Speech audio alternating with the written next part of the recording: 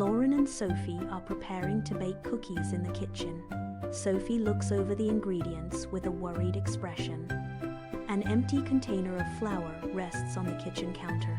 Lauren and Sophie search the kitchen cabinets, hoping to find baking flour.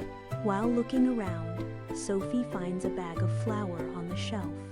Suddenly, magical word essential appears on Lauren. Essential means something is so important that it's hard to do without it. With all the ingredients ready, Lauren and Sophie begin baking cookies. Lauren and Sophie enjoy a tasty batch of baked cookies in the kitchen.